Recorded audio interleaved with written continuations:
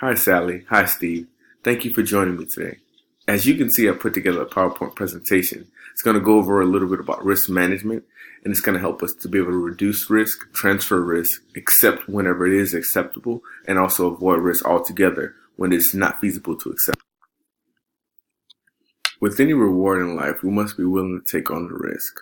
This three-step process is usually what I go to pretty much figure out how I want to analyze and mitigate any risk that are in front of us. First, we must analyze the circumstances. Now, everyone's situation is different, so depending on your circumstances, we will map out a plan that best fits for you. Then we'll solidify the foundation. After that, we'll identify all risks and allocate them accordingly. After looking at your paperwork, your current health insurance policies look similar to this. You have a high deductible plan. It's $2,000 per person for each person in the family is what that means. There's an 80-20 majority medical coinsurance, which means that 80% will be covered by the policy, 20% of the payments will be covered by you. There's a $6,850 max out-of-pocket, and that's an annual out-of-pocket cost. Long-term disability looks like you guys have the own occupation, which meaning if you are disabled or are hurt to any point where you cannot perform your own job, you will be subject to a 60% income replacement up until the age of 66.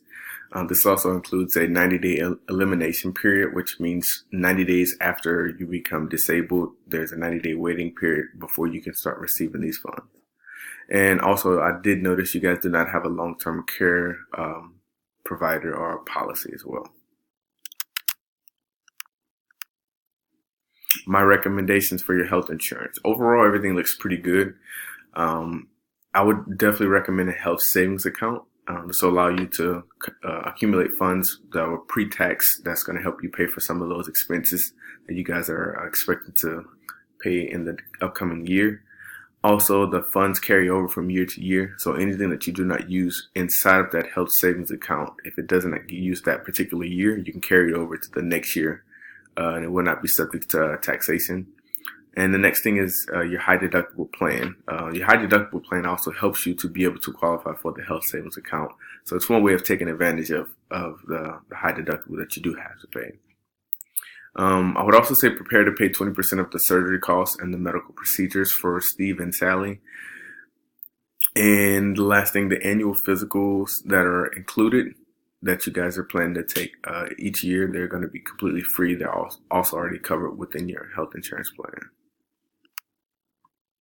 Moving on to your current homeowner's insurance.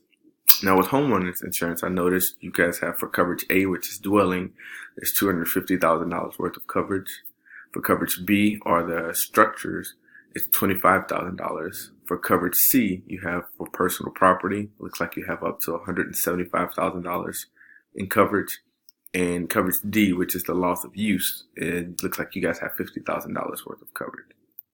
Moving on to section 2, you guys also have a personal liability of $300,000, and your medical coverage is, it looks like it's $5,000 per person. Now, most of these things are okay.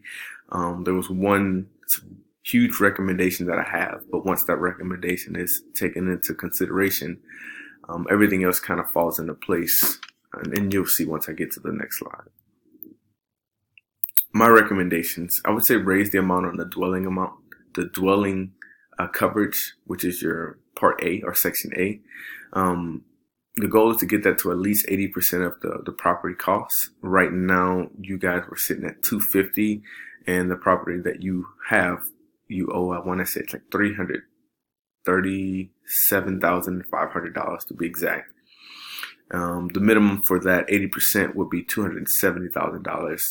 Once again, I recommend 100% coverage, but at the minimum, you guys should try and get coverage to cover up to $270,000.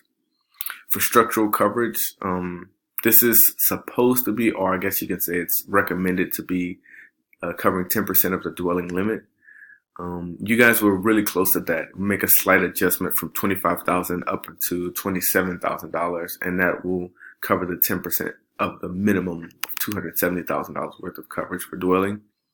Your personal property coverage is recommended to be about 50% of the dwelling cost. You guys were really close to that. Again, made minor adjustments, and it can get you to have exactly about 50% to cover for personal property.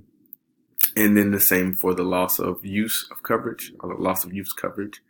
It's recommended to be around 20%. And like, once again, you guys are really close, but slight adjustments to get that up to about 20% coverage, and you should be in a great situation. Moving forward to insurance on auto or car insurance. Part A, it looks like you guys have liability coverage, 50 and 110 split, which means $50,000 per person, $100,000 per accident, and $10,000 for property damages. Your Part B, which is the medical coverage, you guys have $5,000 per person, and your Part C, which is the uninsured and underinsured motorist, you guys have $25,000 per person and $50,000 per accident. For this particular section in your insurance profile, I would like to increase, or I would recommend an increase on your bodily injured and property coverage. I would never recommend anything less than 350 split. That's simply because $100,000 per person is plenty enough coverage. You normally won't have to come outside of pocket for any extra or be sued for the difference. If so, it's much better to have $100,000 than to have $25,000 or $10,000. Also, for the medical increase, I would recommend you increase that to $10,000. I guess you can say my expertise behind that. I know it costs about $3,000 to $4,000 for your typical emergency room visit. Once you're in a car accident and you visit the emergency room, just to visit for a standard visit is $3,000. So I'm pretty sure $5,000 won't cover much more. So I would highly recommend increasing that to up to at least $10,000. And then lastly, I would like to recommend a gap insurance to cover, especially for Steve and Sally, for you guys, because you both have kind of new vehicles that you just purchased. Sally, you have your Jeep that you just purchased. Haven't really made much of a down payment or have much of the equity built into it. And the gap insurance, as you can see here, is for your car insurance company pays the actual cash value or the market value of the vehicle, and anything left over will be for you to take care of.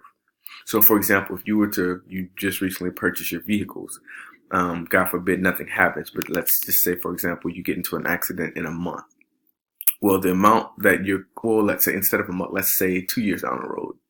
Well, 2 years down the road, you won't have much paid off into the actual vehicle or the property. In this case, the vehicle. Insurance will pay the cash value or the actual value of the vehicle, and due to depreciation on a motor vehicle, the car tends to lose value very quickly. So the cash value for the vehicle may be a lot more than what you actually owe on the vehicle, leaving you with the burden.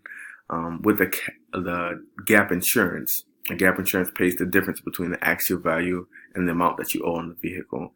And that's basically avoiding the risk of having to pay for a product or the vehicle after a crash and you do not have access to use the vehicle anymore.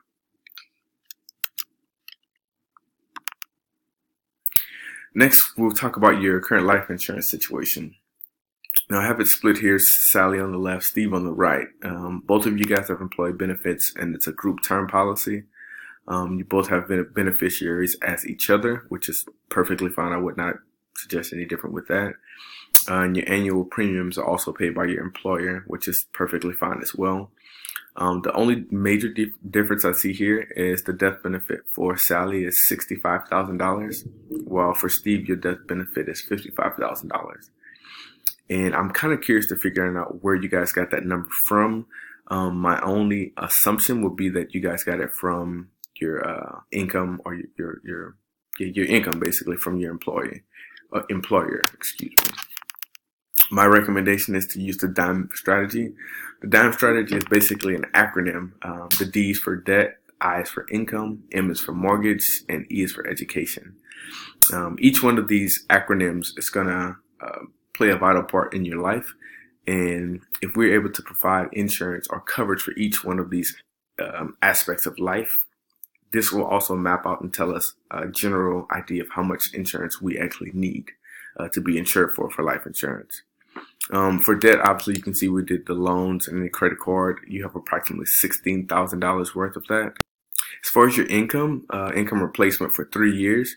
Now, the reason behind the 3 years is because I wanted to give you guys time before you have to go back to work. In the event of any catastrophic event, no one wants to go back to work and have to worry about, struggling to keep bills together. And ultimately, that's the reason we have life insurance anyways.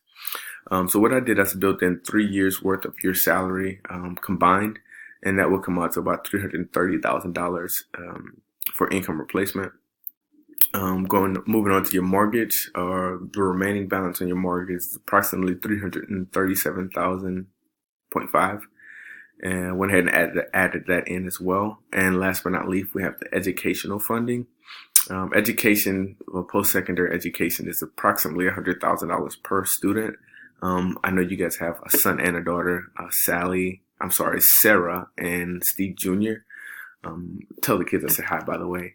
But $200,000 total. Once we come all together and add those together, you're looking at roughly anywhere between $800,000 to $900,000 worth of life insurance. And that way you kind of have an idea of what you're insuring and why you chose those numbers. And, we have a better idea of how that money, or how the life insurance money will help you guys in the event of something happening. Moving on to personal liability insurance. As I look through your files, it looks like neither Steve nor Sally has personal liability insurance. What I did is I put a little cartoon picture up here. It's kind of easy to read, easy to understand. And as you can look through it, it shows that liability coverage will not cover injuries sustained by you or the passenger. In most cases, liability coverage is very low. A couple little things to help you to kind of get familiar with liability insurance, because it is a great tool to use with any situation, especially for you guys' situation. Recommendations, like I said before, it's very inexpensive. You can usually get $1 million worth of coverage for anywhere from $100 to $300, depending on which program or which company you go through. It protects assets and your earning power. And then the last thing I have on here as a bullet is it's a great supplement to auto and home insurance coverage. Now, if you think back, we did go over the auto and home insurance already. Your auto insurance, I recommended about $10,000. And for home insurance, it's still not as much either on your Part D, I think it is. So this liability insurance is a great way to supplement both. You can also use either policy and add in an accumulative factor from your liability insurance as well to cover any costs in the event of something happening. Final recommendations, I would definitely recommend identity theft. As you can see here, I have a chart. It displays some online banking, mail non-receipt recipients, and then I'll obviously counterfeit some of the reasons behind identity theft. And the highs, as you can see here, is when your card is not present. My point in putting the graph, although some look lower than others, but as you can see from 2004 to 2014, these risks do not go away. They're constantly there, and you're always at risk, and you're subject to this happening to you at any given time. So it's very important to insure against identity or credit protection. In conclusion, the 3 simple steps will basically keep you safe and get you ready to prepare your risk management plan. Step 1 is identifying the cause of the risk. So at any point you're at any risk, identify that and solidify what the problem is, what the issue is. Determine the amount of risk that you're willing to retain. Not everything is insurable. Not everything that I recommended you guys should just jump on board with. I definitely advise us sit down and talk about things and identify what things you're willing to take risks for, what things are you willing to not take those risks. And then once you do that, pretty much decide how you want to allocate those unretained risks. I'm just a huge believer. When you fail to plan, it's the same equivalent as planning to fail. Taking the proper precaution to set up a risk management plan is a huge step. I commend you guys for doing those things, and I can't wait to sit and talk with you so we can discuss this further. If you have any questions, please jot them down, and I look forward to meeting with you guys. You have a great day.